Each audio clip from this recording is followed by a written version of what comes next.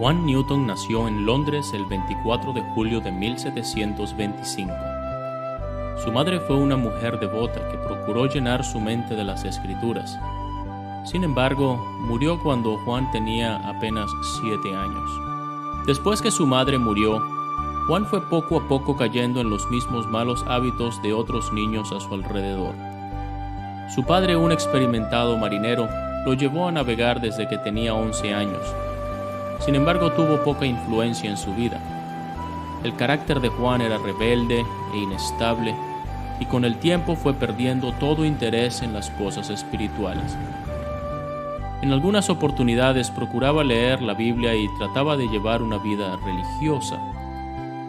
Funcionaba por un tiempo, pero pronto se cansaba y venía a ser peor que antes.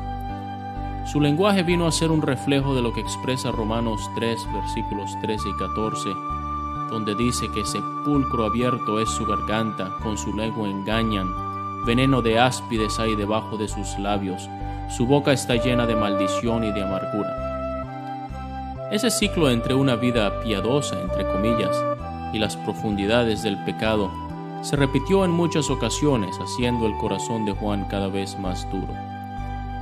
En uno de sus muchos viajes en el mar, tuvo un compañero con quien entabló largas pláticas sobre temas espirituales. Al principio, el hombre le hablaba muy bien de Dios, pero cuando ya había ganado su confianza, le confrontó con argumentos muy astutos para hacerle adoptar el pensamiento libre y negar la necesidad de Dios en la vida del hombre. Mientras prestaba servicio como marinero en un barco, se escapó para buscar suerte en otros buques. Fue arrestado por una compañía de soldados, quienes le llevaron como un malhechor por las calles de la ciudad. Juan fue degradado de su posición de oficial de marina al nivel más bajo de marinero, expuesto a los insultos de todos. Aunque sabía que había recibido el trato justo por lo que había hecho, su orgullo le impedía reconocerlo. Cuando finalmente fue liberado, todo era miseria y oscuridad, llegando a pensar que la única manera de terminar con su desgracia era quitándose la vida. Había llegado a tener un resentimiento tan fuerte hacia el capitán que incluso hizo planes para matarlo.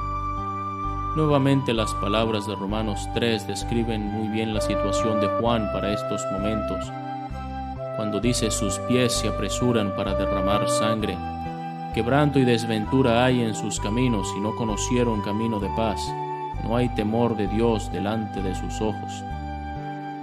Juan se había convertido en un hombre muy rebelde y había decepcionado a su padre en muchas ocasiones. Sin embargo, la paciencia y misericordia de Dios le libraron de la muerte en varias oportunidades. Una de esas oportunidades fue cuando se embarcó para ir a África. Su sueño era el de hacer riquezas en el mercado de esclavos.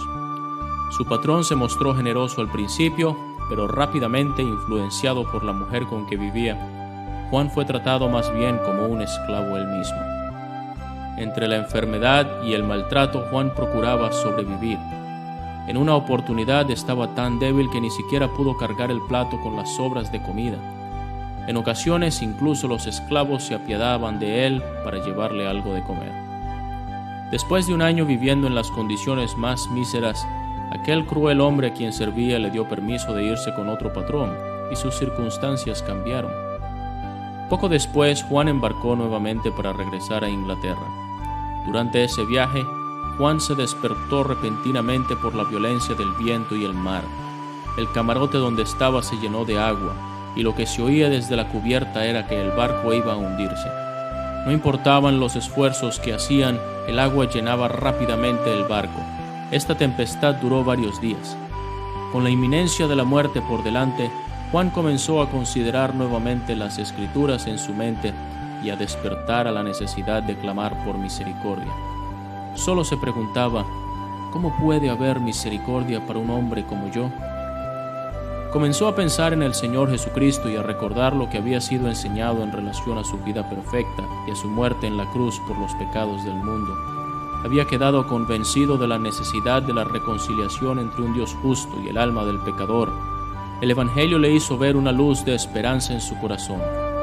Juan Newton lo describe de esta manera: la poderosa mano de Dios finalmente me había alcanzado.